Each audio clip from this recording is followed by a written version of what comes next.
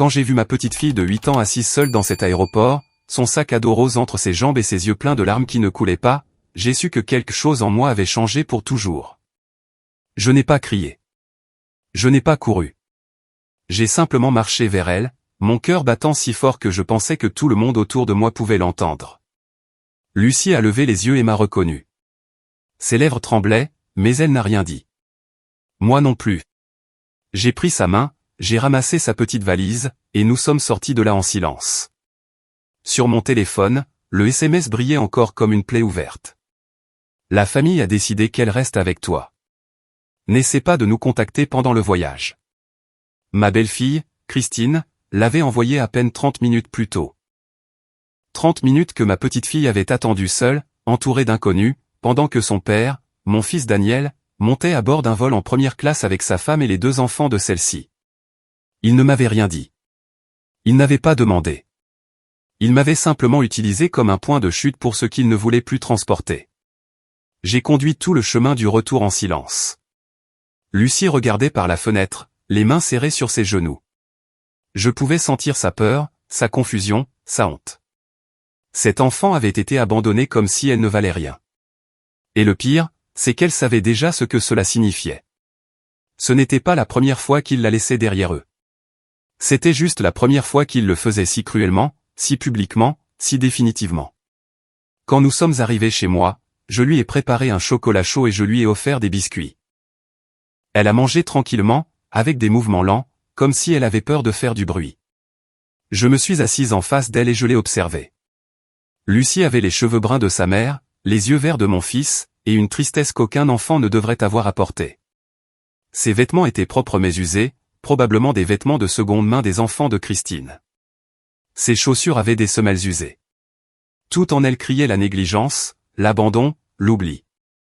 Cette nuit-là, après l'avoir bordée dans la chambre d'amis, j'ai relu le SMS de Christine.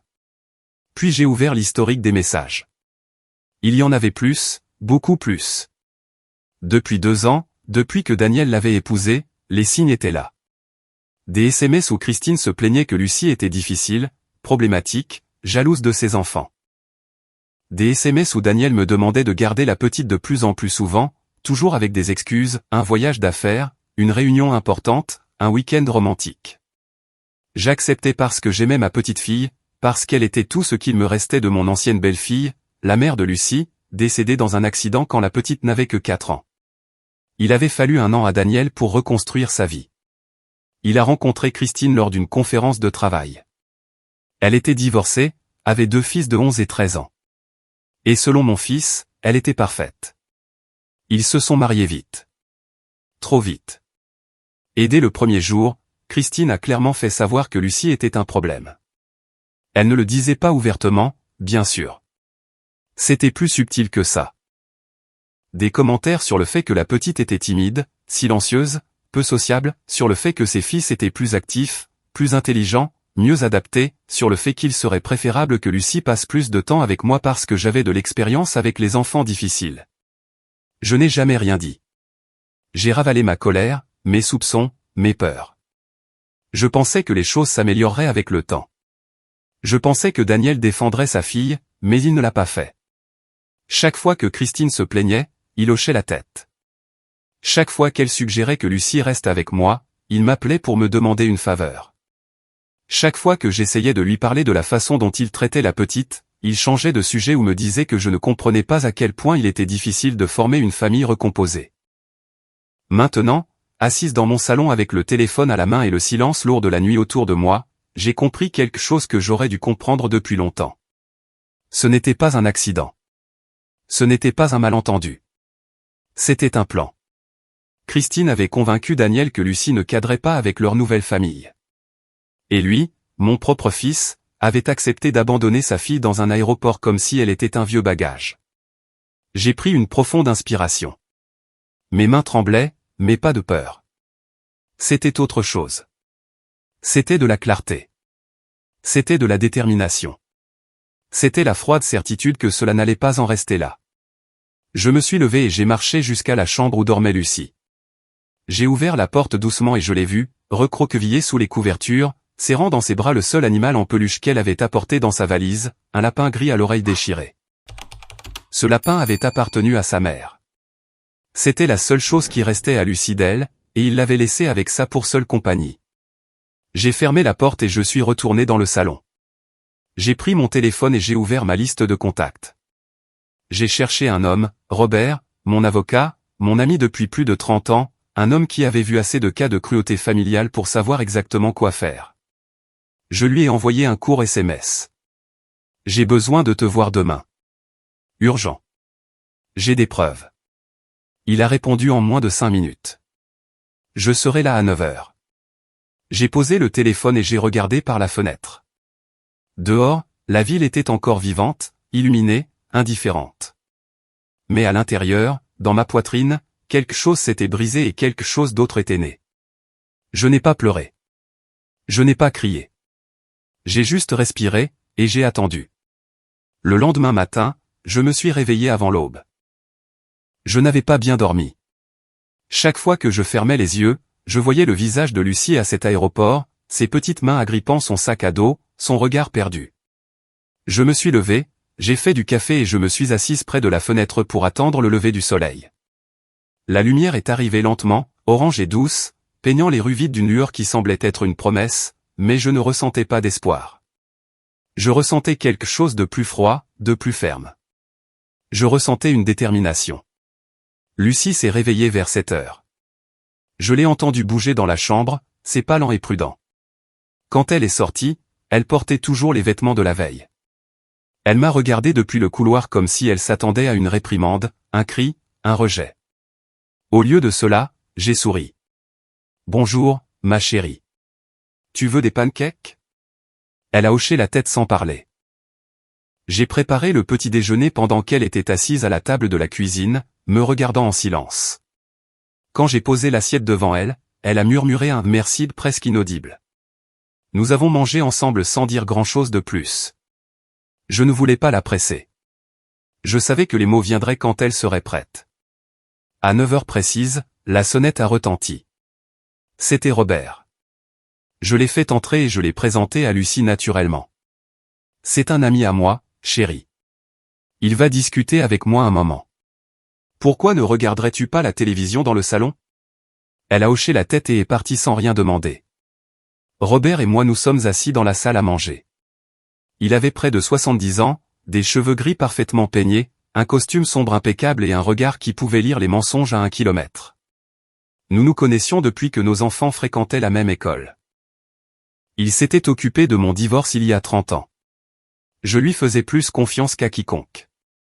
Je lui ai tout raconté, du SMS de Christine à l'abandon à l'aéroport. Je lui ai montré l'historique complet des messages où elle se plaignait de Lucie, où Daniel me demandait de la garder de plus en plus souvent, où il était clair que la petite était considérée comme un fardeau. Je lui ai montré les photos que j'avais prises ce matin-là, les vêtements usés de Lucie, les chaussures éculées, la petite valise qui contenait à peine 2 tenues de rechange, et le lapin cassé. Robert a écouté sans m'interrompre. Il prenait des notes dans son carnet avec la précision méticuleuse qui le caractérisait. Quand j'ai eu fini, il a levé les yeux et m'a regardé avec un sérieux qui m'a glacé le sang. Edna, c'est un abandon d'enfant. C'est un crime grave. Ils ont laissé une fillette de 8 ans seule dans un aéroport sans surveillance d'adultes. C'est de la négligence criminelle. De plus, nous avons des preuves documentaires d'un schéma de maltraitance psychologique et d'exclusion systématique. Avec ça, nous pouvons demander la garde provisoire immédiatement et, en quelques mois, la garde permanente. J'ai hoché la tête lentement. De quoi as-tu besoin de ma part ? Robert a fermé son carnet. Premièrement, je veux que tu documentes tout. Chaque interaction avec Lucie, son état émotionnel, son état physique. Emmène-la chez le médecin aujourd'hui pour un bilan complet. Je veux un rapport professionnel. Deuxièmement, ne réponds à aucun message de Daniel ou de Christine. Rien. Quand ils reviendront de leur voyage et réaliseront ce qu'ils ont fait, ils essaieront de te manipuler. Ne tombe pas dans le panneau. Troisièmement, je vais déposer une ordonnance de garde d'urgence cet après-midi même. D'ici demain, Lucie sera légalement sous ta garde jusqu'à ce qu'il y ait une audience. Je suis restée silencieuse, traitant ses paroles. Robert s'est penché en avant. Edna, Es-tu sûr de vouloir faire ça? Parce qu'une fois que nous aurons commencé, il n'y aura pas de retour en arrière. Cela va détruire ta relation avec Daniel. Il y aura des conséquences juridiques pour lui et pour Christine. Ça va être laid, long et pénible. Es-tu prête? Je l'ai regardé droit dans les yeux. Mon fils a abandonné sa fille dans un aéroport. Il l'a laissée en pleurs, seule, effrayée, pendant qu'il montait à bord d'un vol en première classe avec sa nouvelle famille. Il n'y a pas de relation à détruire, Robert. Il l'a déjà détruite. Je vais juste protéger ma petite fille. Robert a hoché la tête lentement. Alors, nous commençons aujourd'hui. Il s'est levé, a rangé son carnet et m'a serré l'épaule avant de partir. Je t'appellerai dès que j'aurai l'ordonnance. En attendant, prends soin d'elle et documente tout. Quand j'ai fermé la porte, je suis resté quelques secondes dans l'entrée. J'ai senti le poids de ce que je venais de mettre en mouvement. Cela allait tout changer. Mais quand j'ai regardé vers le salon et que j'ai vu Lucie assise sur le canapé, serrant son lapin tout en regardant des dessins animés avec une expression vide, j'ai su qu'il n'y avait pas d'autre option. Cet après-midi-là, je l'ai emmenée chez le médecin. Le médecin était une jeune femme gentille à la voix douce. Elle a examiné Lucie attentivement et m'a demandé de quitter la pièce quelques minutes pour parler avec elle seule. Quand elle m'a rappelé, l'expression de son visage était sérieuse. Votre petite fille est en bonne santé physique, mais émotionnellement, elle est dans un état préoccupant. Elle m'a dit qu'elle se sent triste tout le temps, que parfois elle a l'impression que personne ne l'aime, qu'elle a peur de déranger les gens. Ce sont des signes clairs de traumatisme émotionnel et d'une grave faible estime de soi. Je vais recommander une thérapie immédiate. Je vais également tout documenter dans son dossier médical. Si vous en avez besoin pour quoi que ce soit de juridique, voici le rapport complet. Elle m'a tendu une enveloppe avec le rapport complet. Nous avons quitté le cabinet et sommes allés acheter de nouveaux vêtements pour Lucie. Je l'ai laissé choisir tout ce qu'elle voulait. Au début, elle était timide, désignant les articles les moins chers, les plus simples, mais je l'ai encouragée avec patience. Choisis ce que tu aimes vraiment, ma chérie. Le prix n'a pas d'importance. Peu à peu, elle s'est détendue. Elle a choisi une robe lavande avec des fleurs blanches, 2 jeans confortables, plusieurs hauts, de nouvelles chaussures qui lui allaient parfaitement et un sac à dos jaune vif qui l'a fait sourire pour la première fois en 2 jours. À la caisse, le total était de $320. Je m'en fichais. Voir ce petit sourire sur son visage n'avait pas de prix. Quand nous sommes rentrés à la maison, Lucie a essayé tous les nouveaux vêtements et a défilé dans le salon, me montrant chaque tenue.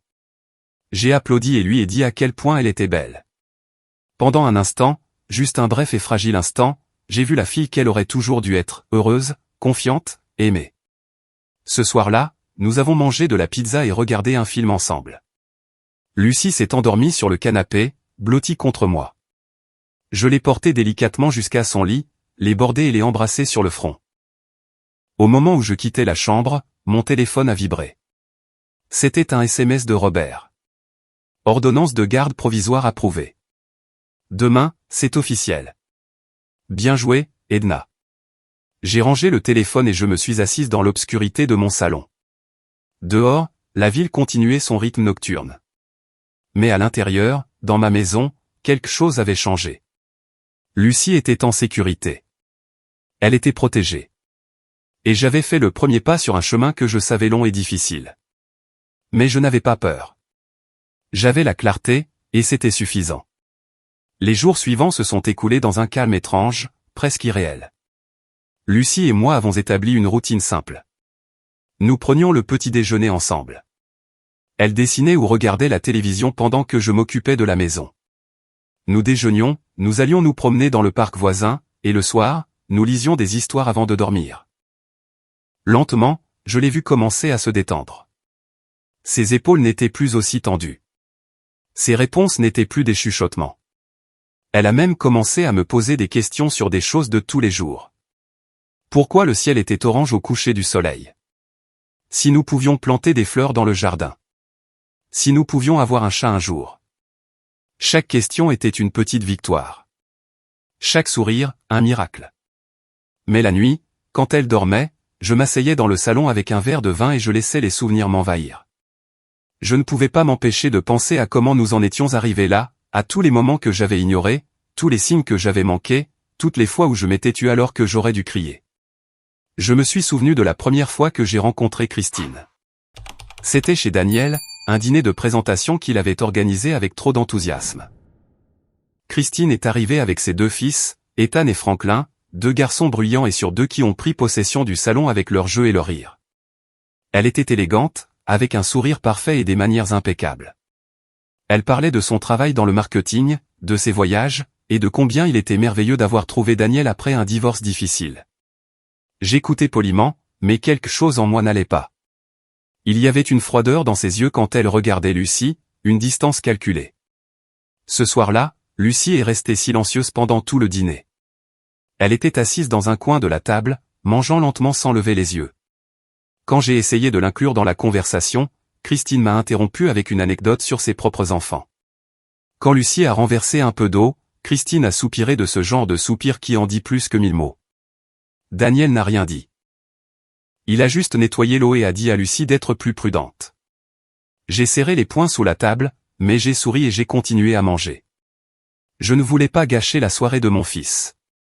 Les semaines suivantes ont été pires. Daniel a commencé à annuler nos visites régulières avec Lucie. Il y avait toujours une excuse. Christine avait prévu une sortie en famille. Les garçons avaient des activités. Il valait mieux que Lucie reste à la maison parce qu'elle était fatiguée. Quand j'ai enfin réussi à la revoir, j'ai remarqué le changement. Elle était plus mince, plus silencieuse. Elle avait des cernes sous les yeux. Quand je lui ai demandé si elle allait bien, elle a dit oui d'une voix si faible que je l'ai à peine entendue. J'ai demandé à Daniel ce qui se passait. Il m'a dit que Lucie traversait une phase difficile d'adaptation à la nouvelle dynamique familiale. Il m'a demandé d'être patiente. Je l'ai été. Ce fut mon erreur. Les mois ont passé et les signes sont devenus impossibles à ignorer. Lucie a commencé à rester chez moi de plus en plus souvent. D'abord les week-ends, puis des semaines entières. Daniel avait toujours une raison, un voyage d'affaires, une urgence, une opportunité qu'il ne pouvait pas refuser. J'acceptais parce que j'aimais ma petite fille, et parce que je pensais qu'au moins avec moi, elle serait bien soignée. Mais chaque fois que je venais la chercher, je remarquais quelque chose de nouveau. Un bleu sur son bras que Daniel expliquait comme une chute en jouant. Des vêtements trop petits pour elle. Une tristesse dans ses yeux qui n'aurait pas dû être là. Un jour, il y a 6 mois, Lucie est arrivée chez moi avec un sac à dos plein de vêtements et une note de Daniel qui disait « Maman, Christine et moi avons besoin de temps pour renforcer notre mariage. Pourrais-tu garder Lucie pendant 1 mois ? Je te revaudrai ça. » 1 mois s'est transformé en 6 semaines, puis en 2 mois. Quand il est finalement revenu la chercher, Lucie a pleuré. Elle ne voulait pas partir. Elle m'a serré si fort que j'ai senti son désespoir dans chaque fibre de mon être. Elle a supplié Daniel de la laisser rester avec moi. Il s'est fâché. Il m'a dit que je la gâtais, que je la rendais dépendante, que je m'ingérais dans sa famille. Christine, debout derrière lui, les bras croisés, a hoché la tête avec un sourire froid. C'était la dernière fois que j'ai vu Lucie avant l'aéroport. 3 mois se sont écoulés pendant lesquels Daniel a cessé de répondre à mes appels. Mes SMS étaient ignorés ou recevaient des réponses d'un seul mot. Quand je demandais des nouvelles de Lucie, il disait qu'elle allait bien, qu'elle était occupée par l'école, qu'elle s'adaptait. J'ai insisté pour la voir. Il a toujours trouvé une excuse, jusqu'à ce que ce SMS arrive à l'aéroport, jusqu'à ce que tout explose. Maintenant, assise dans mon salon avec ces souvenirs brûlants dans mon esprit, j'ai compris quelque chose de crucial. Cela n'avait pas été une impulsion. Ce n'était pas une erreur un mauvais jour. C'était un plan lent, méthodique, calculé. Christine avait passé 2 ans à convaincre Daniel que Lucie était un problème, et lui, faible et lâche, avait accepté chaque mot. Ils avaient décidé de l'éliminer de leur vie de la manière la plus cruelle possible, en l'abandonnant comme si elle n'avait jamais existé. Le 4e jour après l'aéroport, Robert est venu me rendre visite avec d'autres nouvelles. J'ai déjà déposé la demande officielle de garde permanente. J'ai également signalé le cas au service de protection de l'enfance. Ils vont ouvrir une enquête. Quand Daniel et Christine reviendront, ils seront accueillis par une convocation au tribunal et une ordonnance de comparution devant un juge. De plus, je me suis permis de contacter l'école de Lucie. J'ai demandé son dossier scolaire et j'ai parlé avec son enseignante. Savais-tu que la petite a manqué plus de 40 jours de classe cette année ? Que ses résultats ont chuté de façon drastique? Que l'enseignante a signalé des inquiétudes sur son état émotionnel à 3 reprises et n'a jamais reçu de réponse des parents? J'ai senti la rage monter dans ma gorge comme du poison. Je ne savais rien de tout ça. Robert a hoché la tête. Parce qu'il ne voulait pas que tu le saches. Mais maintenant, nous avons des preuves documentées de négligence éducative en plus de l'abandon. Cela renforce considérablement ton dossier. Edna, tu vas gagner. Je n'en ai aucun doute. Il m'a tendu un dossier épais rempli de documents, de rapports, de photographies et de déclarations.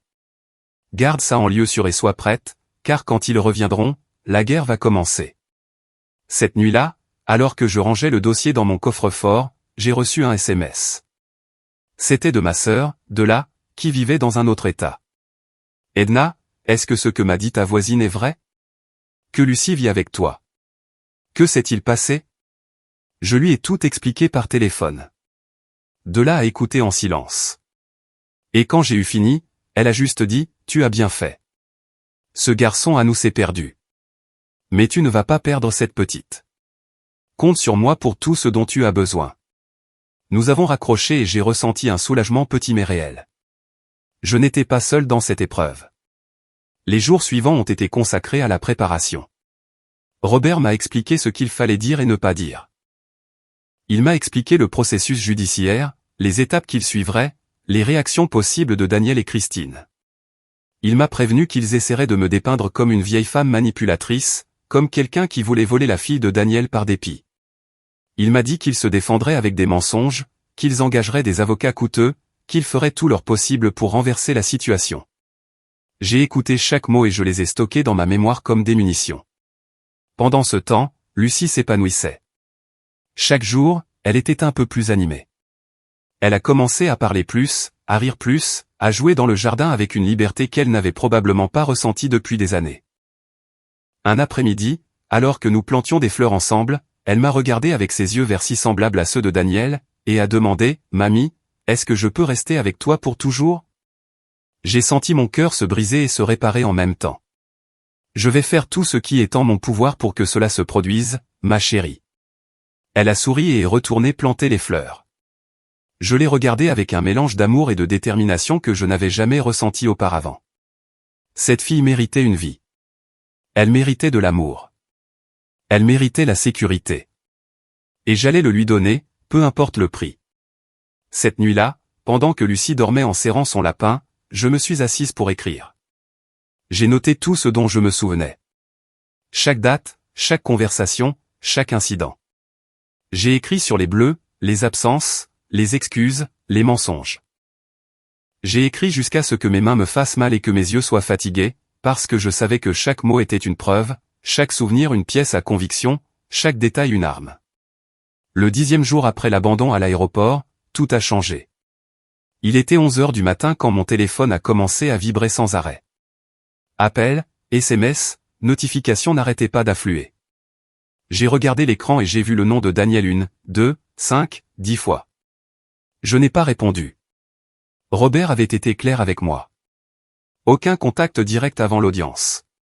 J'ai laissé le téléphone continuer à vibrer sur la table de la cuisine pendant que je préparais le déjeuner pour Lucie.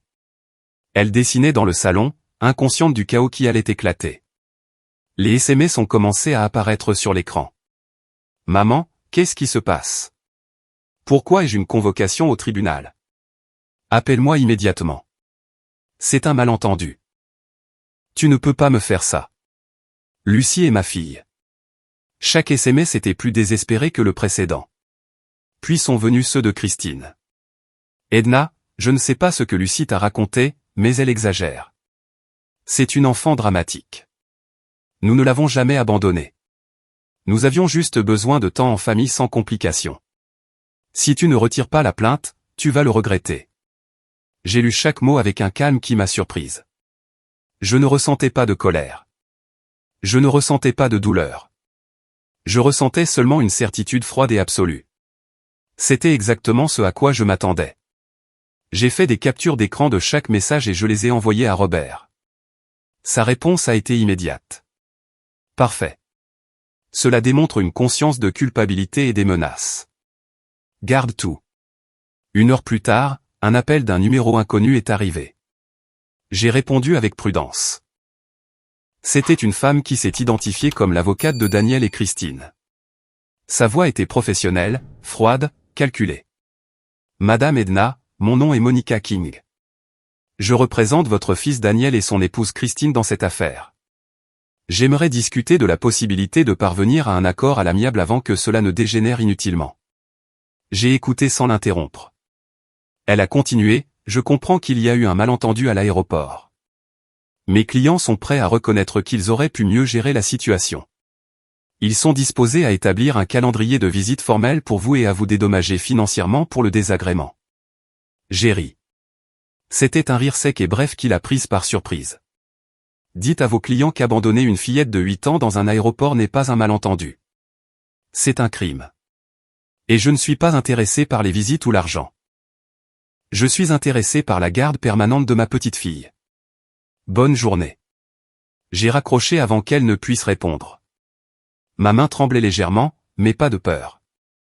C'était de l'adrénaline pure. Cet après-midi-là, Robert m'a rappelé. Edna, je viens de recevoir un appel de l'avocate de Daniel. Elle dit que ses clients veulent négocier. Je leur ai dit qu'il n'y a rien à négocier. Mais je veux te prévenir. Ils vont essayer de te faire passer pour la méchante. Ils vont dire que tu manipules Lucie. Que tu utilises ça pour te venger de Daniel pour quelque chose du passé. Que tu es trop vieille pour t'occuper d'un enfant. Sois prête à ça. J'ai pris une profonde inspiration. Qu'ils essaient. Nous avons la vérité de notre côté. Les jours suivants ont été un enfer de pression. Daniel a commencé à m'envoyer des messages plus agressifs. Maman, tu es en train de me détruire. Ça va me coûter mon travail. Christine est dévastée. Pourquoi me fais-tu ça? Je t'ai toujours tout donné. J'ai toujours été un bon fils. J'ai lu ces mots et j'ai senti quelque chose se briser en moi. C'était le garçon que j'avais élevé seul après le divorce. Le garçon que j'avais emmené à l'école tous les jours pendant 12 ans. Celui que j'avais soutenu dans chaque décision. Celui que j'avais aimé inconditionnellement. Et maintenant, ce même homme me demandait pourquoi je le détruisais après qu'il ait abandonné sa propre fille. Je n'ai répondu qu'une seule fois. Un message court, direct, définitif. Daniel, tu as laissé ta fille de 8 ans seule dans un aéroport pendant que tu montais en première classe avec ta nouvelle famille. Je ne te détruis pas. Tu t'es détruit toi-même. Ne me contacte plus avant l'audience. J'ai bloqué son numéro immédiatement après. Je ne voulais plus lire. Je ne voulais plus entendre d'excuses, de mensonges, de tentatives pathétiques pour justifier l'injustifiable. Christine a essayé une autre approche. Elle a commencé à m'envoyer des SMS depuis différents numéros en se faisant passer pour une amie inquiète. Edna, je sais que tu es en colère, mais pense à Daniel. Il t'aime. Ça le tue. Lucie sera bien avec nous. Je te le promets. Retire simplement la plainte et nous pourrons tout recommencer. J'ai ignoré chaque message. J'ai bloqué chaque numéro. Je n'allais pas tomber dans leur jeu. Puis les appels d'autres personnes ont commencé. Des parents éloignés que je n'avais pas vus depuis des années. Des amis de Daniel que je connaissais à peine. Tous avec le même discours. Edna, ne penses-tu pas que tu réagis de manière excessive? Les enfants sont résilients. Je suis sûr que Lucie va bien. Ne détruis pas ton fils pour ça. Chaque appel me confirmait quelque chose d'important. Daniel et Christine mobilisaient leur cercle social pour me mettre la pression. Ils créaient un récit où j'étais la méchante irrationnelle et eux les pauvres victimes d'une grand-mère vengeresse. Mais j'avais quelque chose qu'ils n'avaient pas, la vérité documentée. Robert avait tout compilé. Les rapports médicaux qui montraient l'état émotionnel détérioré de Lucie. Les dossiers scolaires qui prouvaient la négligence éducative. Les captures d'écran des SMS où Christine se plaignait constamment de la petite. Les photographies des vêtements usés et des chaussures éculées. Les témoignages des voisins qui avaient vu Lucie seule à la maison pendant des heures. Tout était là, organisé, irréfutable. Une semaine avant l'audience préliminaire, j'ai reçu une visite inattendue. C'était la mère de Christine, une femme d'environ 70 ans, élégante et aux manières douces. Elle a demandé à me parler seule. Je l'ai fait entrer et je lui ai offert un café. Elle a accepté et s'est assise dans mon salon avec une expression que je n'ai pas pu déchiffrer. Après quelques minutes de silence inconfortable, elle a parlé. Edna, je suis venu vous demander de retirer la plainte. Christine est ma fille et je l'aime. Mais je sais qu'elle a fait une erreur. Une grosse erreur. Mais elle ne mérite pas de tout perdre pour ça. Elle a une carrière, une famille. Cela va la détruire. Je l'ai regardée droit dans les yeux. Votre fille a abandonné une fillette de 8 ans dans un aéroport. Ce n'était pas une erreur. C'était une décision cruelle et calculée, et je ne retire rien. Elle a baissé les yeux. Je comprends votre colère, mais pensez à Daniel. C'est votre fils. Voulez-vous vraiment le détruire? J'ai senti la colère remonter dans ma gorge. Daniel s'est détruit lui-même quand il a choisi d'être complice de ça. Il a choisi Christine plutôt que sa propre fille. Il a choisi son confort plutôt que la sécurité de Lucie. Ce sont ses décisions, pas les miennes. La mère de Christine s'est levée lentement. Alors il n'y a plus rien à discuter. Elle s'est dirigée vers la porte, mais avant de partir, elle s'est arrêtée et m'a regardé une dernière fois. J'espère que vous pourrez vivre avec les conséquences de tout ça. J'ai fermé la porte sans répondre. Ces paroles tentaient de semer la culpabilité, mais elles n'ont pas fonctionné. J'avais déjà pris ma décision, et j'étais en paix avec elle. Ce soir-là, alors que je bordais Lucie, elle m'a serré fort dans ses bras et a chuchoté « Merci de ne pas m'avoir laissé, mamie ». J'ai senti les larmes monter à mes yeux, mais je les ai retenues. Je ne te laisserai jamais, ma chérie. Jamais. Elle s'est endormie avec un petit sourire sur le visage, serrant son lapin. Je suis resté là, assise dans l'obscurité de sa chambre, écoutant sa respiration douce et régulière. À ce moment-là, j'ai su avec une certitude absolue que chaque SMS ignoré, chaque menace reçue, chaque pression subie en avait valu la peine. Le lendemain, Robert m'a appelé avec des nouvelles importantes. Edna, les services de protection de l'enfance ont terminé leur enquête. Leur rapport est dévastateur pour Daniel et Christine. Ils ont documenté l'abandon d'enfants, la négligence émotionnelle, la négligence éducative et un schéma d'exclusion systématique. Ceci, ajouté à nos preuves, rend ton cas pratiquement invincible. L'audience est dans 4 jours. Prépare-toi à gagner. J'ai raccroché le téléphone et j'ai regardé par la fenêtre. Dehors, le monde continuait son cours normal.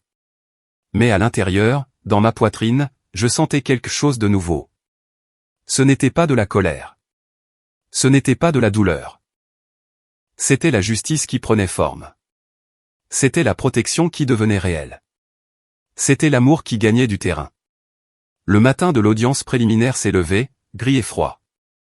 Je me suis réveillé avant l'aube, incapable de dormir plus longtemps. J'ai fait du café et je me suis assise près de la fenêtre, regardant la lumière du jour lutter pour percer les nuages épais. Lucie dormait encore. J'avais décidé de ne pas la mener au tribunal. Robert était d'accord. Il valait mieux qu'elle ne soit pas présente à ce stade. Ma sœur Della était venue de son état pour rester avec elle pendant la journée. Elle était arrivée la veille, et sa seule présence m'a donné une force que je ne savais pas que j'avais besoin. Je me suis habillé avec soin. J'ai choisi un tailleur gris clair, simple mais élégant, rien de voyant. Robert m'avait conseillé, je veux que tu aies l'air de ce que tu es, une grand-mère responsable, sérieuse, capable. Rien de dramatique, rien qu'il puisse t'utiliser contre toi. J'ai attaché mes cheveux en un chignon bas. J'ai mis des boucles d'oreilles discrètes et un maquillage minimal. Quand je me suis regardé dans le miroir, j'ai vu une femme de 67 ans qui avait assez vécu pour savoir quand se battre et quand se retirer. C'était une bataille que je n'allais pas abandonner. De là à préparer le petit déjeuner pendant que je vérifiais une dernière fois tous les documents dans mon porte-documents. Certificats médicaux, rapports scolaires, capture d'écran, photographies, déclarations, tout y était, parfaitement organisé. Lucie s'est réveillée vers 8 heures. Nous avons pris le petit déjeuner ensemble comme n'importe quel autre jour. Je ne voulais pas qu'elle ressente la tension. Je lui ai dit que je devais sortir quelques heures pour m'occuper d'affaires importantes, mais que tante de la resterait avec elle et qu'elle ferait des biscuits. Ses yeux se sont illuminés à cette idée. Elle m'a serré dans ses bras avant que je parte et a dit « Je t'aime, mamie ». Ces 3 mots m'ont donné plus de force que n'importe quel discours de motivation. Robert est venu me chercher à 9 heures précises. Pendant le trajet vers le palais de justice, nous avons revu la stratégie une dernière fois. Edna, ils vont essayer de t'attaquer personnellement. Ils vont dire que tu es trop vieille, que tu ne peux pas gérer une fillette de 8 ans, que tu éloignes Lucie de son père. Reste calme. Ne réagis pas, réponds simplement aux questions du juge de manière claire et honnête. Laisse les preuves parler d'elles-mêmes. J'ai hoché la tête en silence. Mes mains étaient froides mais fermes. Je n'avais pas peur. J'étais seulement déterminé. Nous sommes arrivés au palais de justice 20 minutes avant l'heure prévue. C'était un vieil édifice avec de longs couloirs et de hauts plafonds qui résonnaient à chaque pas. Robert m'a guidé jusqu'à la salle d'attente, et là, je les ai vus. Daniel et Christine étaient assis de l'autre côté du couloir avec leur avocate, une femme d'une quarantaine d'années, dans un costume noir impeccable et une expression sévère. Daniel a levé les yeux quand je suis entré. Nos regards se sont croisés pendant une seconde. J'ai vu dans ses yeux un mélange de rage, de peur et quelque chose qui aurait pu être de la culpabilité. Mais je m'en fichais. Je ne voyais plus mon fils.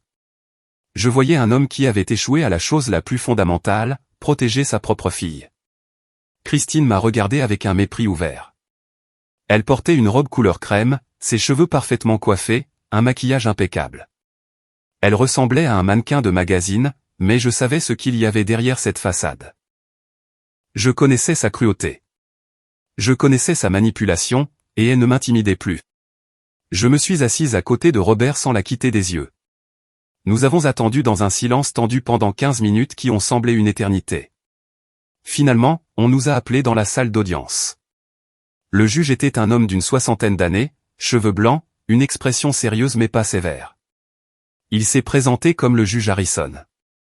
Il nous a demandé de nous asseoir et a commencé à examiner les documents du dossier. La salle était petite, sobre, avec des murs beiges et un drapeau dans le coin. Tout était fonctionnel, sans fioritures. Le juge a lu à voix haute la raison de l'audience, demande de garde provisoire en vue d'une garde permanente fondée sur des accusations d'abandon d'enfants et de négligence parentale. Robert a parlé le premier, d'une voix claire et ferme. Il a exposé les faits. L'abandon à l'aéroport. Le SMS de Christine. L'état émotionnel de Lucie. Les rapports médicaux et scolaires.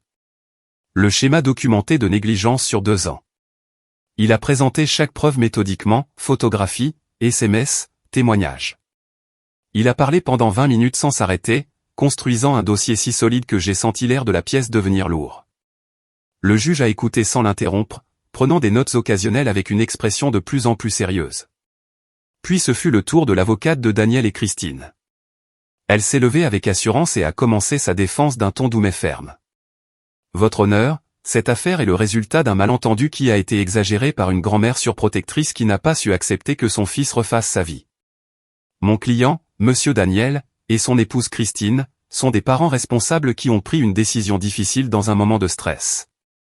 Lucie n'a pas été abandonnée.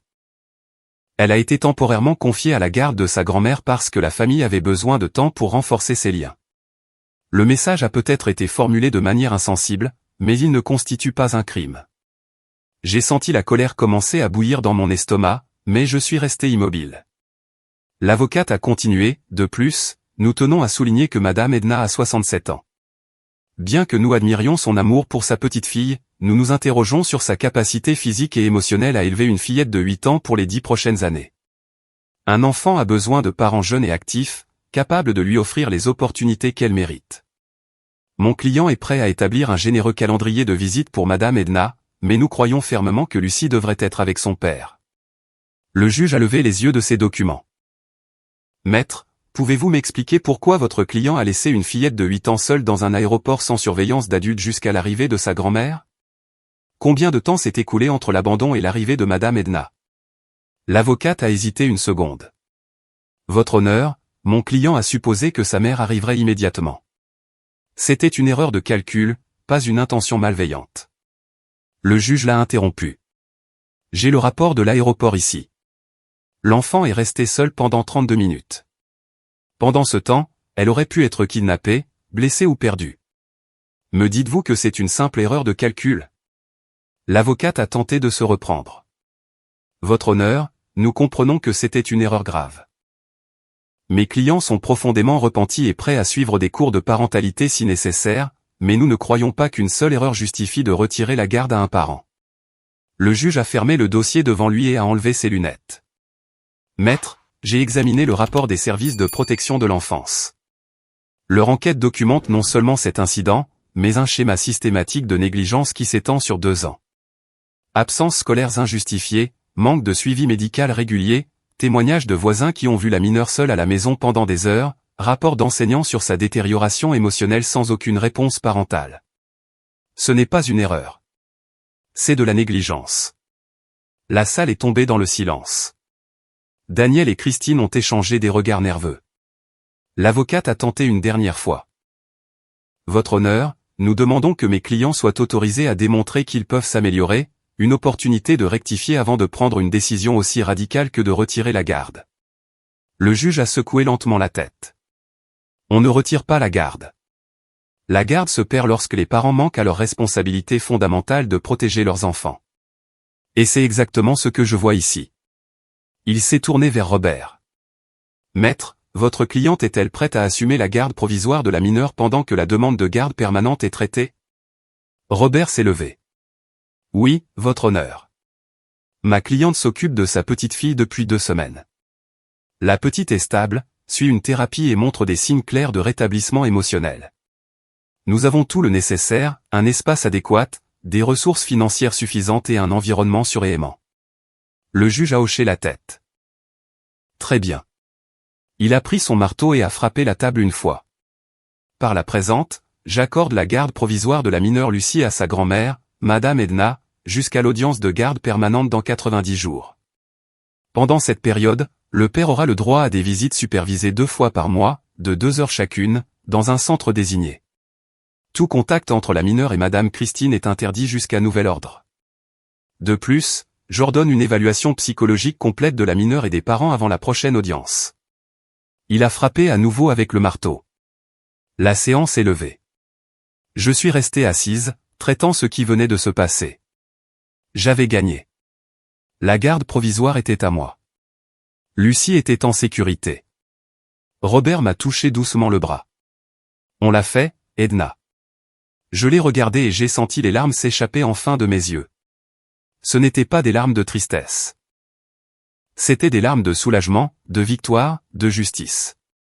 De l'autre côté de la salle, Daniel avait la tête entre les mains.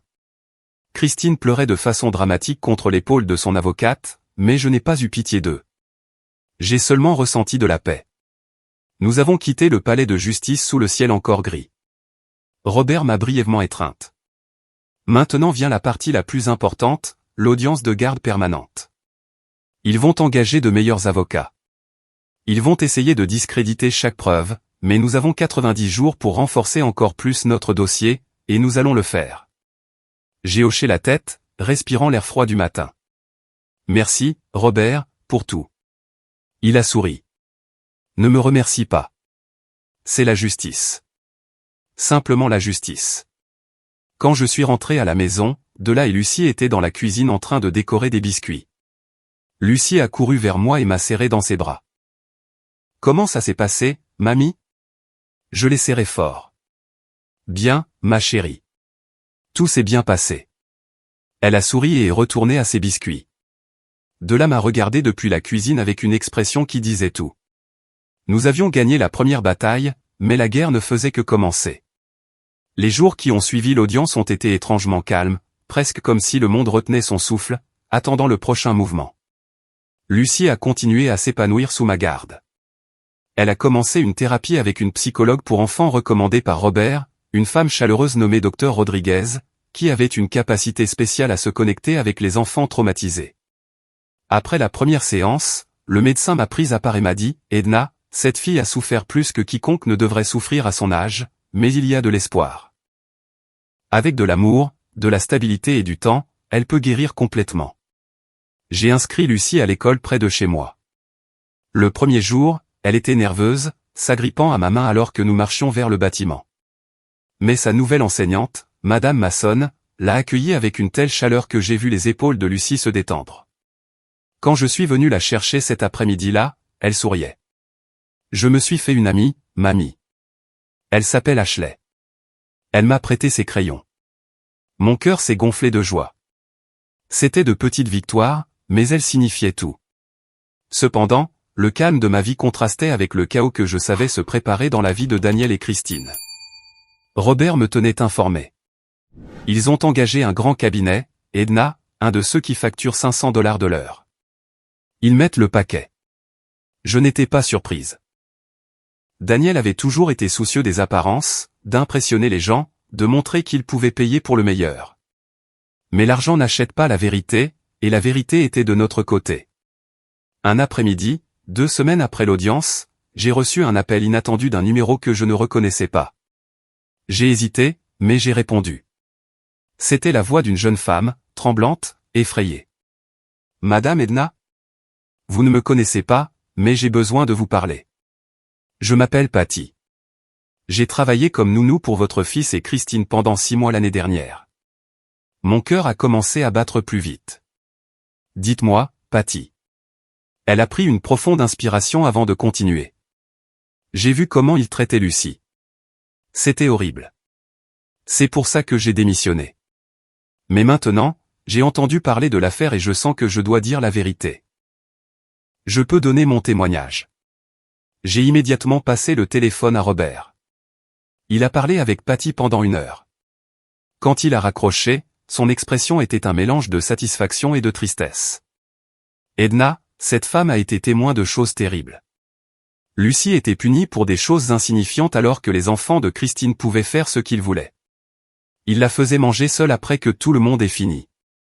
Il l'enfermait dans sa chambre pendant des heures en guise de punition. Patty a tout documenté parce qu'elle savait qu'elle pourrait en avoir besoin un jour. Elle a des photos, des enregistrements audio, un journal détaillé. C'est de l'or pour notre dossier. Mais à chaque victoire correspondait une nouvelle attaque. Daniel a lancé une campagne sur les réseaux sociaux subtilement conçue pour se faire passer pour la victime. Il a posté de vieilles photos avec Lucie quand elle était bébé avec des légendes émouvantes sur l'amour d'un père et à quel point il était douloureux d'être séparé de sa fille. Ses amis ont partagé les publications avec des commentaires de soutien. Reste fort, Daniel. Les grands-parents ne devraient pas avoir plus de droits que les parents. C'est injuste. Chaque publication était une manipulation soigneusement conçue pour générer la sympathie du public. Robert m'a averti de ne pas répondre, de ne pas entrer dans ce jeu. Ils veulent te provoquer pour que tu dises quelque chose qu'ils pourront utiliser contre toi. Reste en dehors de ça. L'opinion publique ne décide pas de cette affaire. Le juge le fera, en se basant sur les preuves. J'ai suivi son conseil, mais ça me faisait mal de voir mon propre fils mentir si effrontément, de voir comment il tordait la réalité pour se donner le beau rôle. La première visite supervisée a eu lieu 3 semaines après l'audience. Elle s'est déroulée dans un centre de visite familiale, un lieu neutre avec des superviseurs formés. Robert a insisté pour que je ne sois pas présente afin de ne pas influencer l'interaction. J'ai laissé Lucie à la porte du centre avec un nœud à l'estomac. Elle avait peur. Je pouvais le voir dans ses yeux. Je dois y aller, mamie ? Je me suis agenouillé à sa hauteur. Oui, ma chérie, mais seulement pour 2 heures. Et il y a des gens là-bas qui prendront soin de toi. Si tu te sens mal à l'aise, tu peux leur dire et ils te feront sortir. D'accord ? Elle a hoché la tête, les lèvres serrées, et est entrée en tenant la main du superviseur. Les 2 heures les plus longues de ma vie se sont écoulées dans un café voisin. Je ne pouvais me concentrer sur rien. J'ai bu 3 tasses de café dont je n'avais pas besoin. J'ai vérifié l'horloge toutes les 5 minutes. Quand il a enfin été temps d'aller la chercher, je me suis précipité vers le centre. Lucie est sortie avec les yeux rouges, mais sans larmes. Je l'ai serrée dans mes bras et je n'ai posé aucune question jusqu'à ce que nous soyons dans la voiture. Comment ça s'est passé ? Elle est restée silencieuse un moment. Papa a beaucoup pleuré. Il a dit que je lui manque. Qu'il veut que je rentre à la maison. Mon cœur s'est brisé. Et qu'est-ce que tu lui as dit ? Lucie m'a regardé avec ses yeux verts très sérieux. Je lui ai dit que je suis déjà à la maison, avec toi. Cette nuit-là, après avoir bordé Lucie, j'ai reçu le rapport du superviseur. Robert me l'avait envoyé par email. Le rapport était révélateur. Le père a montré un comportement émotionnellement manipulateur, pleurant devant la mineure et lui disant qu'elle lui manque, mais sans lui demander comment elle va ou ce dont elle a besoin. La mineure a montré de l'inconfort tout au long de la visite, avec un langage corporel fermé et des réponses monosyllabiques. À la fin de la visite, lorsque le père a tenté de la serrer dans ses bras, la mineure s'est reculée. Il est recommandé de poursuivre les visites supervisées et l'évaluation psychologique du père. Robert m'a appelé après que j'ai lu le rapport. Cela renforce notre dossier, Edna, mais ça m'inquiète aussi. Daniel joue le rôle du père repentant devant le superviseur, mais son comportement est manipulateur. Il utilise les émotions comme une arme. Il faut que le psychologue légiste le voie clairement. J'ai hoché la tête même s'il ne pouvait pas me voir. Quand a lieu l'évaluation? Dans 2 semaines. Daniel et Christine seront tous les deux évalués. Lucie aussi, mais avec une approche différente. Le psychologue déterminera ce qui est dans son meilleur intérêt. Pendant ce temps, la vie a suivi son cours. Lucie et moi avons établi de belles routines. Le matin, nous prenions le petit déjeuner ensemble pendant qu'elle me racontait ses rêves. Après l'école, nous faisions les devoirs à la table de la cuisine. Le week-end, nous allions au parc, au cinéma, ou nous restions simplement à la maison à faire des biscuits et à regarder des films. Elle a commencé à rire plus. Ses cauchemars ont diminué. Son appétit s'est amélioré. Chaque petit changement était la confirmation que je faisais ce qu'il fallait. Mais les pressions extérieures n'ont pas cessé. Un jour, j'ai reçu une lettre recommandée. C'étaient des parents de Christine qui menaçaient de me poursuivre en justice pour diffamation si je continuais à détruire la réputation de leur fille. La lettre était pleine de langage juridique intimidant conçu pour me faire peur. Je l'ai montré à Robert. Il l'a lu et a ri. C'est du pur désespoir. Ils n'ont rien. Ils essaient de te faire peur pour que tu recules. Ignore-la. J'ai rangé la lettre dans le dossier des preuves. Chaque attaque était la confirmation que nous étions sur la bonne voie. Une nuit, pendant que Lucie dormait, je me suis assise dans le jardin sous les étoiles. J'ai pensé à tout ce qui s'était passé ces dernières semaines, à comment ma vie avait complètement changé, à comment j'avais perdu mon fils, mais gagné quelque chose de bien plus important, l'opportunité de sauver ma petite fille. J'ai pensé à la femme que j'avais été avant l'aéroport. Une femme qui se taisait, qui acceptait, qui ravalait sa colère pour maintenir la paix. Cette femme n'existait plus. À sa place se trouvait quelqu'un de plus fort, de plus clair, de plus déterminé.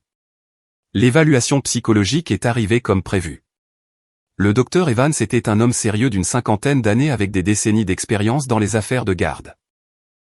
Il a d'abord évalué Lucie en séances séparées sur une semaine. Puis il a évalué Daniel et Christine. Robert m'a expliqué que le processus était exhaustif, tests psychologiques, entretiens approfondis, analyse comportementale, évaluation de la capacité parentale. Les résultats mettraient 3 semaines à être prêts, juste à temps pour l'audience finale. Pendant ces 3 semaines, j'ai vécu dans une sorte de suspense contrôlé. Je savais que ce rapport psychologique pourrait être la dernière pièce du puzzle. Robert était confiant qu'il serait favorable, mais j'avais appris à ne rien tenir pour acquis. Chaque jour, je me préparais émotionnellement à n'importe quel résultat. Mais chaque nuit, quand je regardais Lucie dormir paisiblement en serrant son lapin gris, je savais que peu importe ce qui arriverait, j'avais fait ce qu'il fallait. Le rapport psychologique est arrivé une semaine avant l'audience finale. Robert m'a demandé de le rejoindre à son bureau pour l'examiner ensemble. Quand je suis entré, j'ai vu le dossier épais sur son bureau et j'ai senti mon estomac se nouer. Il m'a fait signe de m'asseoir et a ouvert le document avec soin, comme s'il tenait quelque chose de fragile et de précieux. Edna, c'est mieux que ce que nous espérions. Beaucoup mieux. Il a commencé à lire à voix haute les points les plus pertinents.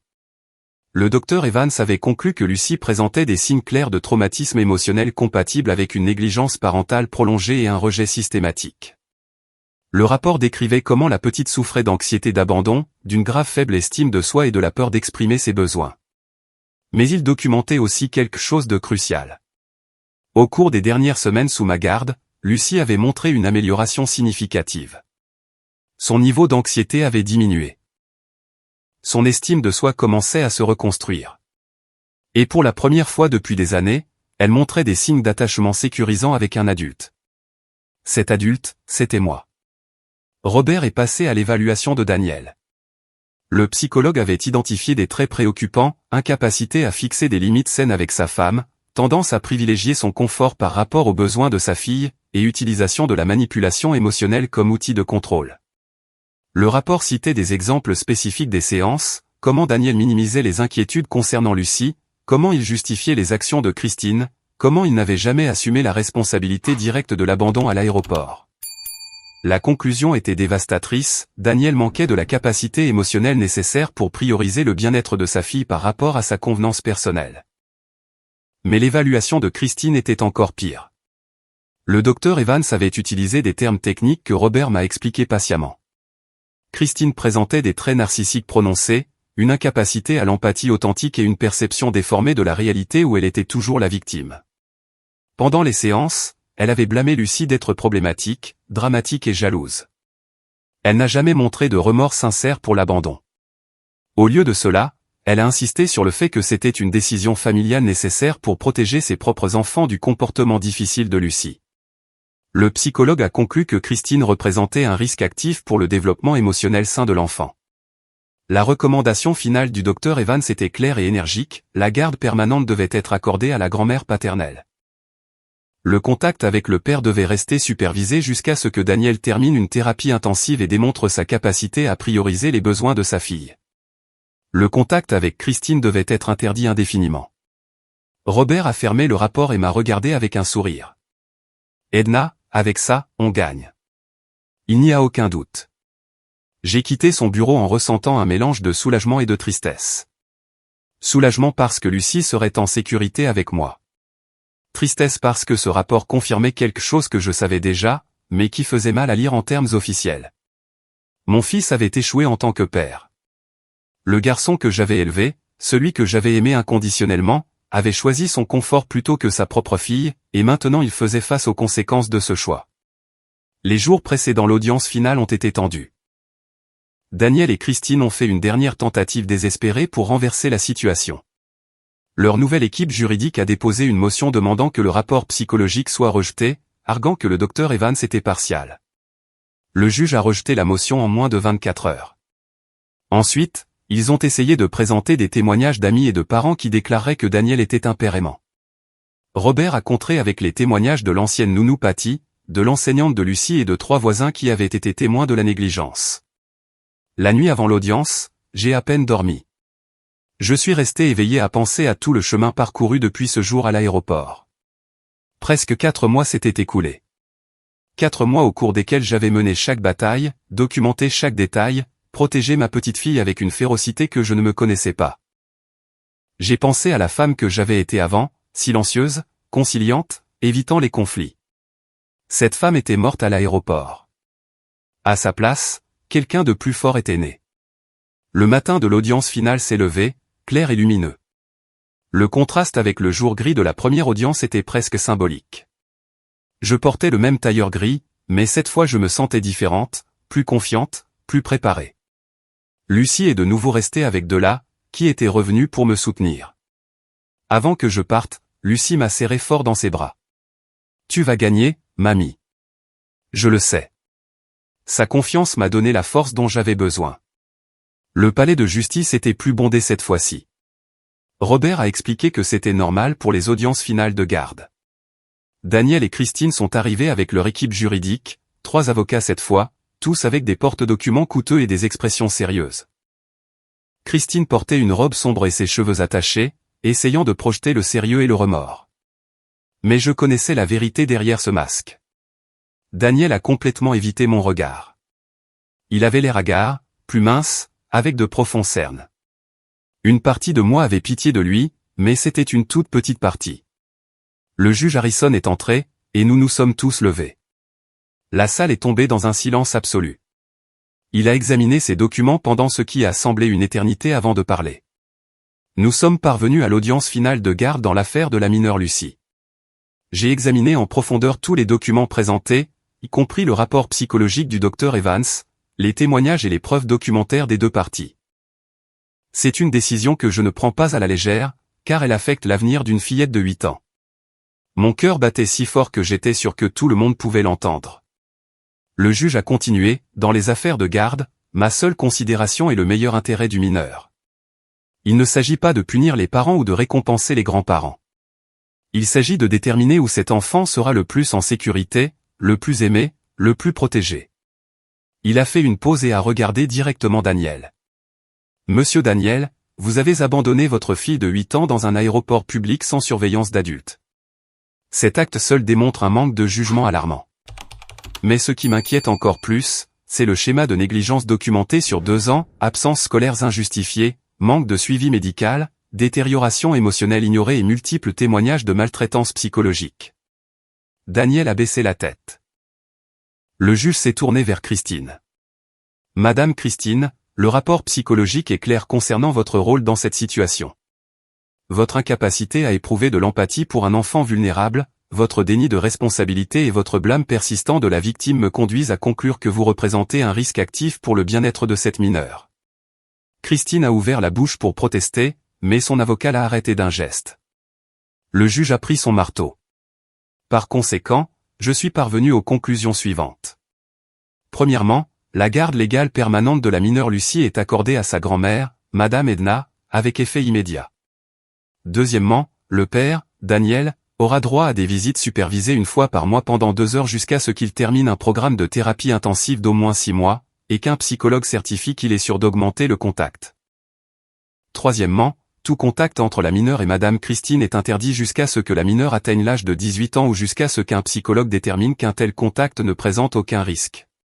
Quatrièmement, Monsieur Daniel devra verser une pension alimentaire mensuelle de $1 200 pour couvrir les besoins de la mineure. Il a frappé une fois avec le marteau. Cette décision est finale et exécutoire. La séance est levée. Le son du marteau a résonné dans la pièce comme un coup de tonnerre. Je suis resté immobile une seconde, traitant ce qui venait de se passer. J'avais gagné. Complètement. Lucie était à moi. Légalement, définitivement, indéniablement mienne. Robert m'a touché le bras. On l'a fait, Edna. On l'a fait. Des larmes ont commencé à couler sur mes joues, mais cette fois, je ne les ai pas retenues. C'étaient des larmes de victoire, de justice, d'amour triomphant. De l'autre côté de la salle, Christine sanglotait de façon dramatique. Daniel est resté assis, la tête entre les mains, complètement anéanti. Ses avocats ont rangé leurs documents en silence, vaincus. Je me suis levé pour partir, et pendant un instant, mon regard a croisé celui de Daniel. J'ai vu quelque chose qui aurait pu être un regret sincère dans ses yeux, mais il était trop tard. Les décisions ont des conséquences, et il devrait vivre avec les siennes. Nous avons quitté le palais de justice sous le soleil éclatant de l'après-midi. Robert m'a brièvement étreinte. Félicitations, Edna. Tu as fait ce que peu de gens ont le courage de faire. Tu t'es battue pour ce qui était juste, sans te soucier du coup personnel. Je l'ai remercié d'une voix brisée par l'émotion. Je n'aurais pas pu le faire sans toi. Il a souri. Je n'ai fait que présenter les preuves. C'est toi qui as sauvé cette petite. J'ai conduit jusqu'à la maison les mains tremblantes sur le volant, mais le cœur plus léger qu'il ne l'avait été depuis des mois. Quand je suis arrivé, Lucie et Della étaient dans la cuisine en train de décorer des biscuits. Lucie a couru vers moi. « Qu'est-ce qui s'est passé, mamie ?» Je me suis agenouillé devant elle et j'ai pris ses mains. « Ce qui s'est passé, c'est que maintenant tu vas vivre avec moi pour toujours, ma chérie. Légalement, officiellement, tu es à moi et je suis à toi. » Ses yeux se sont remplis de larmes, et elle m'a serré dans ses bras avec une force que je ne savais pas qu'une fillette de 8 ans pouvait avoir. Les jours qui ont suivi l'audience finale ont été consacrés à l'adaptation à une nouvelle réalité. Pour la première fois depuis des mois, je pouvais respirer sans sentir un poids sur ma poitrine. La bataille juridique était terminée. Lucie était officiellement à moi. Mais je savais que la vraie guérison ne faisait que commencer. Un traumatisme ne disparaît pas avec un coup de marteau de juge. Il se guérit avec du temps, de la patience et un amour constant. La première semaine a été presque surréaliste. Lucie semblait incapable de croire que c'était permanent. Elle me demandait constamment si j'étais sûr, si c'était réel, si personne n'allait la reprendre. Chaque fois qu'elle demandait, je m'asseyais avec elle, je lui prenais les mains et je répétais, « C'est pour toujours, ma chérie. Personne ne va te séparer de moi. C'est ta maison maintenant, ton foyer. » Peu à peu, je l'ai vu commencer à l'intérioriser. Ses épaules se sont détendues un peu plus chaque jour. Ses sourires sont venus plus facilement. De là est resté 2 semaines de plus pour m'aider avec la transition. Sa présence a été inestimable. Pendant que je m'occupais des dernières formalités, des changements légaux, de la mise à jour des documents, elle restait avec Lucie. Elles cuisinaient ensemble, regardaient des films, parlaient de choses sans importance qui permettaient à Lucie d'être simplement une enfant. Quand de là a finalement dû rentrer dans son état, Lucie a pleuré en lui disant au revoir. « Tu reviendras, tante de là. » Ma sœur l'a serré fort dans ses bras. « Bien sûr que je reviendrai, ma petite. Et tu pourras venir me voir pendant les vacances. Je vais t'apprendre à monter à cheval. » Les yeux de Lucie se sont illuminés à cette promesse. La vie a trouvé un nouveau rythme. Lucie a continué sa thérapie hebdomadaire avec le docteur Rodriguez. Les rapports étaient de plus en plus positifs. Elle traite le traumatisme de manière saine, m'a dit le médecin. Elle a encore des cauchemars occasionnels et des moments d'anxiété, mais elle s'améliore de façon notable. L'environnement stable que vous lui offrez est exactement ce dont elle avait besoin. Elle s'épanouissait aussi à l'école. Son enseignante m'a appelé un jour pour me dire que Lucie avait été volontaire pour participer en classe pour la première fois. Elle a levé la main pour répondre à une question de mathématiques. Cela semble peu de choses, mais pour une fille qui était restée silencieuse pendant des mois, c'était énorme. Ashley, sa nouvelle amie, est devenue une présence constante dans nos vies. C'était une fille joyeuse et bavarde qui semblait faire ressortir le meilleur de Lucie. Elle venait après l'école 2 fois par semaine. Je les entendais rire depuis le salon pendant qu'elle jouait dans le jardin. Et ce son était meilleur que n'importe quel médicament. Les parents d'Ashley, un jeune couple aimable, m'ont remercié de prendre soin de leur fille. Lucie est une bonne influence, disait la mère. Ashley dit que c'est la fille la plus gentille qu'elle connaisse. Ces mots m'ont rempli de fierté. Malgré tout ce qu'elle avait subi, Lucie avait conservé sa gentillesse. Mais tout n'était pas parfait. Il y a eu des moments difficiles. Des nuits où Lucie se réveillait en hurlant à cause de cauchemars où elle était laissée seule dans des endroits étranges. Des jours où elle devenait silencieuse et distante, perdue dans des pensées qu'elle ne partageait pas. Des moments où elle demandait des nouvelles de son père d'une voix si faible que je pouvais à peine l'entendre. « Tu penses que papa me manque ?» Ces questions me brisaient le cœur car je n'avais pas de réponse facile. Daniel s'est conformé aux visites supervisées pendant les 2 premiers mois.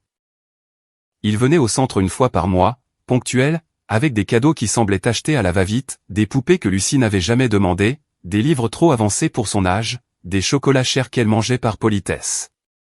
Les rapports du superviseur étaient constants. Daniel passait les 2 heures à essayer de convaincre Lucie qu'il l'aimait, mais sans vraiment lui demander comment elle allait, ce dont elle avait besoin ou ce qu'elle ressentait. C'était un acte, une tentative de satisfaire aux exigences légales sans connexion émotionnelle réelle. Après le 3e mois, Daniel a cessé de venir. Robert a reçu un appel de son avocat expliquant que son client souffrait de dépression et avait besoin de temps avant de poursuivre les visites. Je n'étais pas surprise. Daniel avait toujours été doué pour fuir quand les choses devenaient difficiles. Robert m'a demandé si je voulais exiger qu'il respecte le calendrier des visites. J'y ai réfléchi pendant des jours. Finalement, j'ai décidé de ne pas le faire. S'il ne veut pas être là, je ne vais pas le forcer. Lucie mérite quelqu'un qui veut la voir, pas quelqu'un qui se sent obligé. La pension alimentaire arrivait ponctuellement chaque mois. 1200 $ déposés sur un compte que j'avais ouvert spécialement pour Lucie. Je ne l'utilisais pas pour les dépenses courantes. Je l'épargnais pour son éducation, pour son avenir, pour quand elle en aurait vraiment besoin. J'avais assez pour vivre confortablement. Ma pension était modeste mais suffisante et j'avais des économies de mes années de travail. Je n'avais pas besoin de l'argent de Daniel, mais c'était sa responsabilité et je l'acceptais pour Lucie. Je n'ai rien entendu directement de Christine, mais j'ai eu des échos par des connaissances communes. Son mariage avec Daniel battait de l'aile. Le scandale de l'affaire de la garde avait atteint son lieu de travail et elle avait perdu plusieurs clients importants. Ses propres enfants, maintenant adolescents, avaient des problèmes à l'école. Tout son monde parfaitement construit s'effondrait. Une partie de moi ressentait de la satisfaction à ce sujet, mais la plupart de moi ne ressentait que de l'indifférence. Christine n'était plus pertinente dans ma vie. Elle n'avait aucun pouvoir sur moi ou sur Lucie. C'était juste un chapitre clos. 6 mois après l'audience finale, l'automne est arrivé. Les feuilles ont commencé à changer de couleur, peignant le monde d'orange et de doré. Lucie a eu 9 ans. Nous avons organisé une fête à la maison avec Ashley et 5 autres enfants de sa classe. Nous avons décoré le jardin avec des ballons lavande, sa couleur préférée. Nous avons préparé un gâteau au chocolat ensemble la veille, Lucie debout sur un tabouret m'aidant à mélanger les ingrédients. Pendant la fête, je l'ai regardé rire sans retenue, courir sans peur, jouer avec la liberté que chaque fille mérite. En soufflant les bougies de son gâteau, elle a fermé les yeux très fort pour faire son vœu. Quand elle les a ouverts, elle m'a regardé et a souri. Elle ne m'a pas dit ce qu'elle avait souhaité, mais quelque chose dans ce sourire me disait qu'elle l'avait déjà. Un après-midi, alors que nous faisions les devoirs ensemble à la table de la cuisine, Lucie a posé son crayon et m'a regardé sérieusement. « Mamie, est-ce que je peux te demander quelque chose ?» J'ai fermé mon livre. « Toujours, ma chérie. » Elle a joué nerveusement avec ses doigts avant de parler. « Pourquoi m'as-tu sauvé ? Tu aurais pu me laisser avec papa et Christine. Ça aurait été plus facile pour toi. » J'ai senti ma gorge se nouer d'émotion. Je me suis penché vers elle et j'ai pris ses petites mains dans les miennes. « Lucie, écoute-moi bien. Je ne t'ai pas sauvée parce que c'était facile. Je t'ai sauvée parce que tu es ma petite fille et que je t'aime. Parce que tu mérites d'être aimée, protégée et valorisée. Et parce que quand j'ai vu que tu avais besoin d'aide, je ne pouvais rien faire d'autre que de me battre pour toi. Ce n'était pas une option. C'était la seule chose que je pouvais faire. » Des larmes ont coulé sur ses joues. « Mais tu as perdu ton fils à cause de moi. » J'ai secoué la tête. « Je n'ai pas perdu mon fils à cause de toi. Mon fils s'est perdu lui-même quand il a décidé de t'abandonner. C'était son choix, pas le tien. Et entre le perdre lui ou te perdre toi, il n'y avait aucun doute. Tu es innocente. Tu es la victime. Et je te choisirai toujours. » Elle s'est jetée dans mes bras et a pleuré, non pas de tristesse, mais de soulagement. Comme si elle pouvait enfin croire qu'elle était aimée, qu'elle était désirée, qu'elle était suffisante. Cette nuit-là, après l'avoir bordée, je me suis assise dans le jardin sous les étoiles, comme je l'avais fait tant de fois ces derniers mois. J'ai pensé à tout le chemin parcouru, à la femme que j'avais été et à la femme que j'étais devenue. J'ai pensé aux batailles menées et gagnées, aux nuits blanches, aux moments de doute, aux petites et grandes victoires. Et j'ai réalisé quelque chose d'important. J'avais gagné beaucoup plus que ce que j'avais perdu. J'avais perdu mon fils, c'était vrai. Mais j'avais gagné ma petite fille d'une manière profonde et réelle. J'avais perdu la paix superficielle d'éviter les conflits, mais j'avais gagné la satisfaction de défendre ce qui était juste. J'avais perdu des relations toxiques, mais j'avais gagné en clarté sur qui j'étais vraiment et sur les valeurs que je défendais. Je ne regrettais rien. Chaque décision, chaque bataille, chaque larme en avait valu la peine. L'univers a une étrange façon de s'équilibrer. Daniel et Christine avaient voulu se débarrasser de Lucie pour vivre leur vie parfaite sans complications. Mais en le faisant, ils avaient tout perdu, le respect, la crédibilité, la tranquillité d'esprit. Pendant ce temps, Lucie et moi avions construit quelque chose de beau sur les cendres de leur cruauté. Une vraie famille, basée sur un amour authentique, un respect mutuel et un engagement véritable. J'ai regardé vers la fenêtre de la chambre de Lucie. La lumière était encore allumée. Je suis monté vérifier et je l'ai trouvée assise dans son lit en train de dessiner. C'était devenu sa façon préférée de traiter ses émotions. « Qu'est-ce que tu dessines, ma chérie ?» Elle m'a montré le papier. C'était notre maison avec des fleurs dans le jardin et 2 silhouettes se tenant la main, elle et moi. Dans le coin, elle avait dessiné son lapin gris. « C'est notre maison », a-t-elle dit fièrement. Je l'ai embrassée sur le front. « Oui, ma chérie. C'est notre maison. » Je l'ai bordée et j'ai éteint la lumière. Au moment de partir, elle a appelé doucement « Mamie, je t'aime. » Je t'aime aussi, Lucie. Jusqu'à l'infini. Une année entière s'était écoulée depuis ce jour à l'aéroport. Une année qui avait transformé nos vies d'une manière que je n'aurais jamais imaginée. C'était de nouveau octobre, et l'air portait cette fraîcheur automnale caractéristique que j'avais toujours aimée. Lucie avait maintenant 9 ans et demi, et la différence entre la petite fille effrayée à l'aéroport et celle qui courait maintenant dans le jardin à la poursuite des papillons était tout simplement miraculeuse. Ce matin-là, je me suis réveillé tôt, comme à mon habitude. J'ai fait du café et je me suis assise près de la fenêtre, regardant le lever du soleil. Il y avait quelque chose de poétique dans ces moments de silence avant que le monde ne se réveille. J'ai réfléchi à tout ce que nous avions vécu. Les batailles juridiques étaient derrière nous, mais les cicatrices émotionnelles guérissaient encore lentement. Le docteur Rodriguez m'avait expliqué qu'un traumatisme complexe met des années à guérir complètement, mais que Lucie était sur la bonne voie. Elle ne faisait plus de cauchemars toutes les nuits. Elle ne sursautait plus en entendant des voix élevées. Elle ne demandait plus constamment si elle allait être de nouveau abandonnée. Lucie est descendue pour le petit déjeuner, vêtue de son uniforme scolaire, les cheveux attachés en une queue de cheval qu'elle avait appris à faire elle-même. « Bonjour, mamie. » Sa voix était claire, assurée. Elle ne chuchotait plus. « Bonjour, ma chérie. Tu as bien dormi ?» Elle a hoché la tête en versant des céréales dans son bol. « J'ai rêvé qu'on allait à la plage. On pourra y aller un jour ?» J'ai souri. « Bien sûr, on peut prévoir un voyage pendant les vacances d'été. » Ses yeux se sont illuminés à cette possibilité. Ces petits moments de normalité étaient ceux que j'appréciais le plus. Des projets d'avenir, des rêves partagés, la certitude qu'il y avait un lendemain ensemble. À l'école, Lucie était devenue une élève brillante. Son enseignante m'avait appelé la semaine précédente pour m'informer qu'elle avait été sélectionnée pour le programme des élèves avancés en mathématiques. C'est une enfant brillante, Madame Edna. Elle a un potentiel incroyable. Avec le bon soutien, elle peut aller très loin. Ces mots m'ont rempli de fierté, mais aussi d'une détermination renouvelée. Lucie aurait toutes les opportunités qu'elle méritait. Je m'en assurais. Ashley était toujours sa meilleure amie. Maintenant, elle venait 3 fois par semaine. Les deux filles étaient inséparables. Elles faisaient des projets de science ensemble, inventaient des histoires élaborées avec leurs poupées et passaient des heures à dessiner dans le jardin. Un après-midi, la mère d'Ashley m'a invité à prendre un café pendant que les filles jouaient. « Edna, je veux vous remercier. Ashley me raconte tout ce que Lucie a traversé, et j'admire votre force. Peu de gens auraient fait ce que vous avez fait. » Ces paroles m'ont ému. J'ai juste fait ce que n'importe quelle grand-mère qui aime sa petite-fille ferait. Elle a secoué la tête.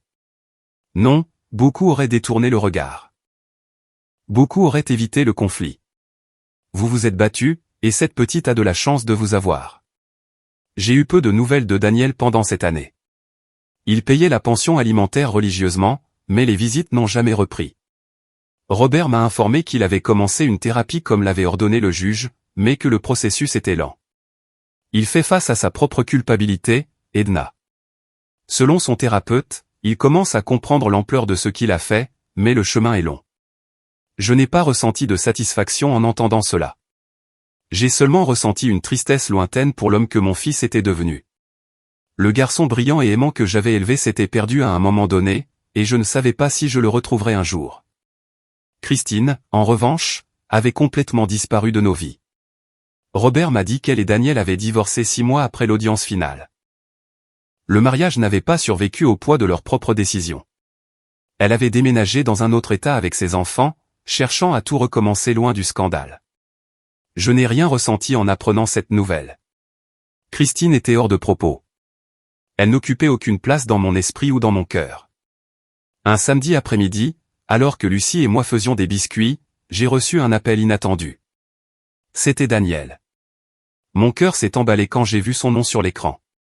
J'ai hésité un instant avant de répondre. « Allô ?» Sa voix semblait différente, plus douce, plus brisée. « Maman. Je sais que je n'ai pas le droit de t'appeler. Je sais que je t'ai blessé de manière impardonnable. Mais j'ai besoin que tu saches quelque chose. J'ai suivi une thérapie toute cette année. J'ai travaillé dur pour comprendre ce qui m'a poussé à prendre les décisions que j'ai prises. Et je veux que tu saches que tu avais raison sur toute la ligne. J'ai abandonné ma fille. J'ai privilégié mon confort à son bien-être. J'ai été un lâche et un mauvais père. J'ai écouté en silence, sans l'interrompre. Il a continué d'une voix tremblante, « Je ne demande pas pardon. Je ne m'attends pas à ce que tu me pardonnes. Je voulais juste que tu le saches. Et je voulais te demander. Comment va Lucie ? » J'ai regardé vers la cuisine où ma petite fille mélangeait les ingrédients avec concentration, la langue légèrement tirée comme elle le faisait quand elle était concentrée. Elle va bien, Daniel. Elle est en bonne santé, heureuse, en sécurité. Elle s'épanouit. Je l'ai entendue étouffer un sanglot. Merci de prendre soin d'elle. Merci d'être ce que je n'ai pas pu être. Il y a eu une longue pause. Tu penses qu'elle pourra un jour me pardonner? J'ai pris une profonde inspiration. Je ne sais pas, Daniel. C'est à elle de décider. Mais si tu veux vraiment une chance avec ta fille, tu dois continuer à travailler sur toi-même. Pas pour moi, pas pour les juges. Pour elle. Nous avons raccroché peu de temps après. Lucie m'a regardé depuis la cuisine avec curiosité. C'était qui, mamie? J'ai envisagé de mentir, de la protéger de cette information, mais j'ai décidé d'être honnête. Je lui avais toujours promis l'honnêteté. C'était ton père. Il a appelé pour savoir comment tu allais. Elle a traité cette information en silence pendant un moment. Tu lui as dit que je vais bien? J'ai hoché la tête. Oui, ma chérie. Elle est retournée à ses biscuits sans rien dire d'autre. Mais j'ai vu quelque chose dans son expression. Ce n'était pas de la douleur, ni de la colère. C'était quelque chose de plus complexe. Peut-être de l'acceptation. Peut-être le début de son propre processus de guérison concernant son père. Cette nuit-là, après avoir bordé Lucie, j'ai sorti une vieille boîte du placard. Une boîte que je n'avais pas ouverte depuis des années. À l'intérieur se trouvaient des photographies de Daniel quand il était enfant. Des photos d'anniversaire, de remise de diplômes, de moments heureux où nous étions une famille. Je l'ai regardé sur ces photographies et j'ai essayé de réconcilier le garçon souriant avec l'homme qui avait abandonné sa fille. C'était la même personne, mais ils étaient aussi complètement différents. La vie nous change. Les décisions nous définissent.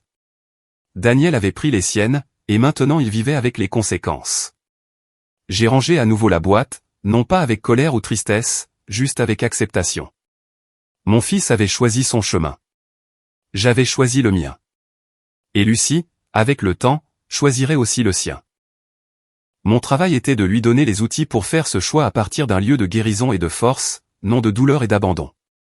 Les mois suivants ont continué dans cette belle routine que nous avions construite. Lucie a appris à faire du vélo sans roulette. Nous avons célébré quand elle a obtenu sa première note parfaite à un test de mathématiques. Nous avons pleuré ensemble quand son lapin gris s'est finalement désintégré après tant d'années de compagnie, et nous en avons acheté un nouveau qu'elle a décidé de nommer Espoir. Nous avons planté tout un jardin de fleurs qu'elle a choisi, tournesol, lavande et marguerite blanche. Chaque fleur représentait quelque chose de nouveau qui poussait de la terre sombre du passé. Un après-midi de printemps, 1 an et demi après l'aéroport, Lucie et moi étions assises dans le jardin à regarder les papillons. Elle avait grandi de plusieurs centimètres et perdu 2 dents. Elle était plus grande, plus forte, plus confiante. Elle m'a regardé avec ses yeux verts très sérieux et a demandé, « Mamie, est-ce que tu regrettes parfois ce que tu as fait, de te battre pour moi et de perdre papa ?» La question m'a prise par surprise, mais la réponse a été instantanée. « Jamais, ma chérie. Pas un seul jour, pas un seul instant. » Elle a souri et a posé sa tête sur mon épaule. « Moi non plus, je ne regrette rien. Parce que maintenant, j'ai une vraie maison. » Ces mots ont résonné dans mon cœur avec une vérité profonde et belle. C'était une maison. Pas parfaite, mais réelle.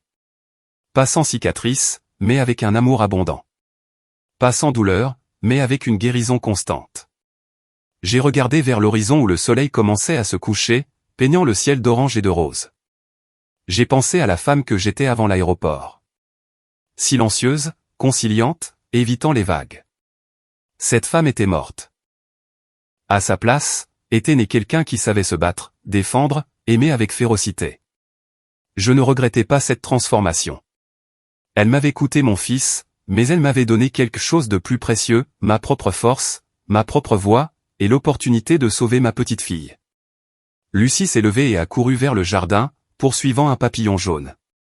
Son rire a rempli l'air comme une musique. Je l'ai regardée, le cœur plein. C'était ça, la victoire. Pas dans une salle d'audience, pas dans un verdict juridique, mais ici, dans ce moment simple et parfait, en regardant un enfant qui avait été brisé courir maintenant librement sous le ciel ouvert. Ils m'avaient laissé à cet aéroport, croyant me punir. Mais tout ce qu'ils ont fait, c'est me donner l'opportunité de faire ce qui était juste. Et je l'ai saisi. Sans peur, sans regret. Seulement avec amour.